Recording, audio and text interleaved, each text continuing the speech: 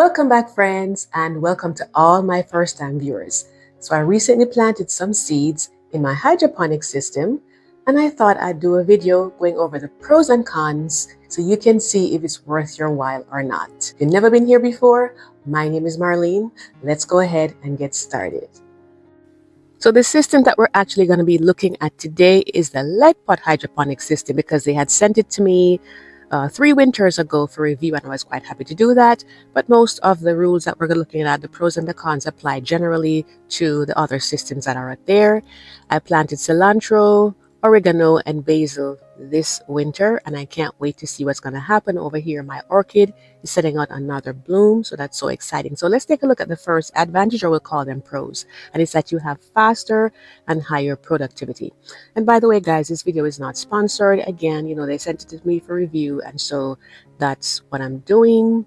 And it's a gift that keeps on giving. So basically you go in and you sow the seeds, and because these are a little bit larger, the cilantro seeds, I just put 2 of them in the sponge, and everything comes in the pack, and then you just put it down to soak in the water, or you can soak them before and then stick them in there. Either way, it will be fine, and just allow for them to come up. And this was after 30 days, guys, because I marked it down to the date.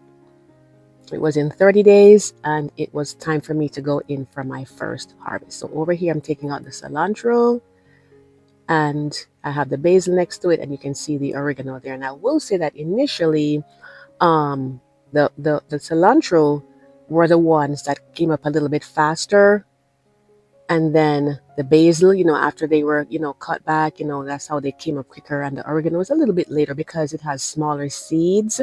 But it's like something happens once you pass 30 days, guys. After that, I was harvesting every week.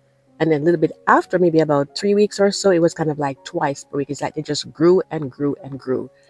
And so for more details on how this happened in the first 30 days, this video is going to be a part of the playlist that I'm going to be linking at the end. It's going to be the Winter Indoor Garden Series playlist. And you'll see this one in there. You can take a look at that one specifically. So it is just so wonderful to be able to be harvesting these indoors, and they smell so nice.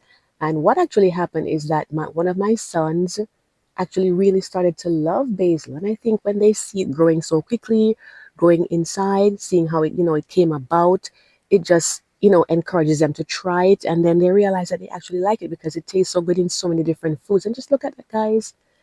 And you can see over here, the cilantro basically started to be the one that was a little bit more assertive in terms of how fast it was growing. Then it was the basil, and at some point in between, the oregano was there as well too. And what I did want to say is that because of the light that comes from this system, my orchid that was right here benefited from it because it actually gave me a second bloom. I had 2 spikes of orchids coming out at the same time, which for that type typically doesn't happen for me indoors. So that was great. Number two pro would be that you can grow herbs and veggies indoors during the winter or at any particular time of the year. So it was cold outside this particular winter, but I had my hydroponic system inside growing my herbs, and that was just such a wonderful thing for me. But again, I grow it from year to year, or throughout the year, I should say. Number 3 would be conservation of water. And because the water gets recycled in the system, it means that you don't have to do a lot of water, because when you have your plants outdoors, they tend to want a lot more water. They get evaporated more quickly, they drain from the holes and all of that. But with this, once you go ahead and you get them started, they're germinating here. They tend to use a little bit less water, but over time, they'll demand more. Once the caps come off, the sticker comes off, and they get larger, they want more water. But still, it really does not use a lot. And you really do have to monitor it though to see if the water level is going down. If the water level is going down, and you'll need to top it up with the solution that you make up. And you can see right here the level it tells you, and you can see these were harvested and they're coming up again in the center. So I just wanted you to see that. And for a step-by-step of how to assemble it, this video right here is going to go through all of that for you. So no worries, guys, it's all there, very comprehensive.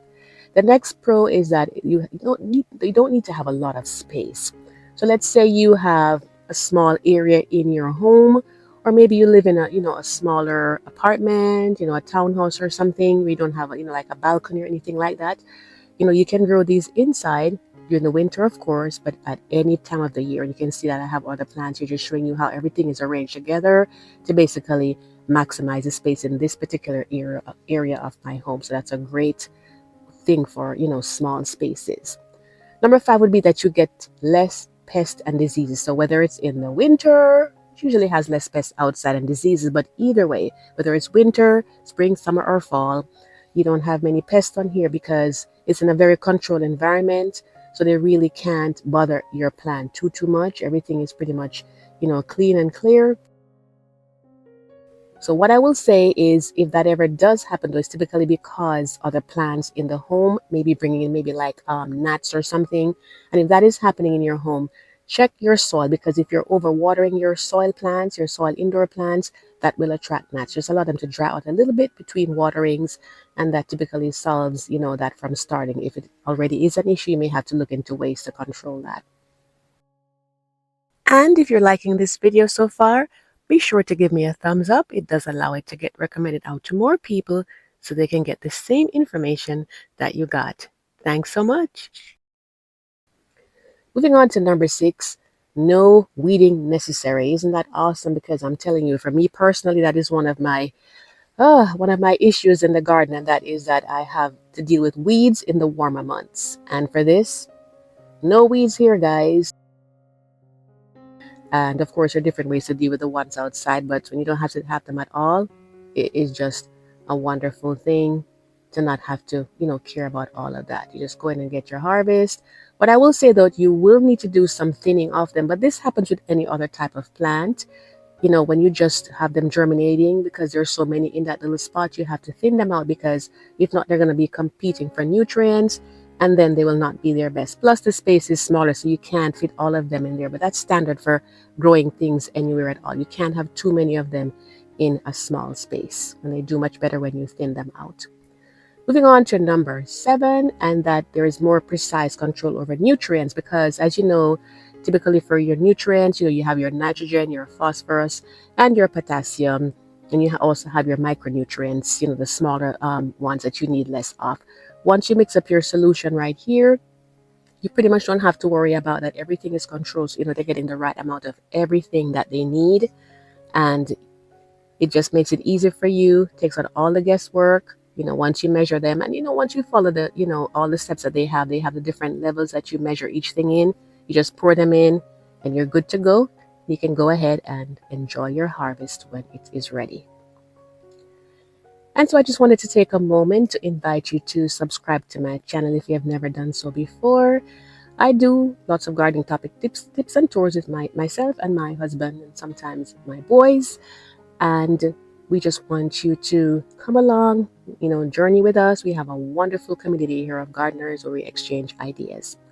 Also, this recent video in here talking about plants that can survive outdoors, like your pansies. I did a porch makeover from Christmas into winter, and I'll link it at the end if you wanted to take a look at that. And now, guys, we're going to take a look at the cons or the disadvantages. The first one is the equipment cost. It was sent to me for review, so of course I didn't have to pay for it, but you will have to pay for that. And over the years, the cost has gone down considerably. That's for LetPot, but for all the other ones that I've seen as well too. So, there is that issue to deal with, but other than that, it will pay for itself, because I'm telling you guys, my sister came in and she saw it. She said, "Oh my goodness, this thing has already paid for itself," because it got so much that I actually had to be giving her. I had to be giving her some of my my harvest, or even freezing them or drying them, just different things. But it's there for the future, and it works so well. So the next con here would be setting up that is required. So you really have to go in and get things set up. Here you can see how I'm doing it here. And again, that video where I went through the steps of the setup, it's going to give you all of the information that you need about that. Once you follow the manual, guys, it's pretty simple. But if watching that video helps you, then I definitely recommend taking a look at it. But everything you need is in there, and if anything ever gets broken or missing, which is unlikely because they're very durable, but if that does happen to you, you do have the option to go in and order like different parts, maybe sponges, just different things. Of course, you get your seeds, and I'll link some of these things in the description box if you wanted to get any of those, or even the system itself. you can go ahead and get it from there. So again, this video right here is going to tell you step by step of how to set it up. So have no fear. It's going to help you out a whole lot. The next con is that it does need electricity. So if the power goes, and I'm just being transparent with you guys, if the power goes, then the water pump is going to stop working and the lights are not going to be there. If the light goes off in the middle of the night, then the whole issue of lighting is not going to be an issue, because normally you use your smartphone. You can just do it manually to set the time once. And then once you have done that, then you don't need to worry about it. It goes off at night, comes on in the daytime. So if the power goes at night, there is no issue. In the daytime, a few hours and your plant will still be okay. Or even for maybe half a day, it'll be fine. So I wouldn't worry about that too much. The next one is that it needs to be cleaned. And I would say by the time you get to 6 months, it's good to just take everything out and plant some more seeds in there, so that way your system can be healthy, because the roots do grow down in there. The pump is in there that's going to have the water circulating, so you don't want to have roots tangled up in there. So you'll definitely want to go in and switch them out. Just take everything out and get it cleaned like I did here. And again, that video that I did, which is going to be in the playlist, going to show you step by step of exactly how to do it. And it's pretty straightforward. So you can watch the video if you feel that you might make a mistake, and you can just watch it as you go along. Or if you have a really good memory, as you take one thing off, you put them at a certain spot, and you just move in reverse when you're putting them back, so you know what goes where. And just get a nice little brush like this one here and just scrub them off. I used hydrogen peroxide solution, and I think I used a little bit of baking soda, but just very lightly to, if there's any buildup anywhere, which just wasn't anything major. Number 5 is that it's not for all veggies. These are some carrots that we planted quite a few years ago, myself and my family. And we also planted beets as well too, because they're root vegetables. They're not ideal because it's going to be sitting in water all the time, which is not going to be good for those types of plants. So those are a no. Also, large tomatoes like these beefsteak ones that we grew, or that we grow from time to time, would not work. But say, for example, smaller varieties of tomatoes like these tiny Tim tomatoes right here, those are perfect for it. So if you want to have juicy tomatoes indoors, I would say definitely give it a try. Moving on to number 6, and that's the number 6 con, would be that you can get pest and disease spread very quickly. And again, like in the case of if you have gnats that other plants brought them in, like you introduce new plants and you didn't check them first, then that can happen. So be sure to always check when you bring new plants inside your home, before you bring them in, that they don't have any gnats on them or any other types of pests. If something should happen inside of the system itself, where the water gets messed up, then that can spread quickly, so you'd have to take everything out. But what we do is that we use boiled water or we use spring water, and it's not a lot, guys, and we drink that anyway, so we just get it from that and we put it in there, and you don't have to top it up very often, especially in the initial stages. Nothing more than twice a week when they're at the most. Now, some people say that they actually have issue with algae, but because we, use the water like that, we have never had any problem. And our fish tank is right next to it. I'm not showing you in this video here, but it's right next to it. And that has never reached over to it. So we're quite happy with it. So, it may be cold. It may be snowing outside where you are. But guys, this is a great opportunity to be able to still do some gardening indoors, apart from things that are in the soil. You can get them very quickly. You have high turnovers, and to me personally, I love it. This is the one that I got, but there are other brands that are available, so you can use what works for you.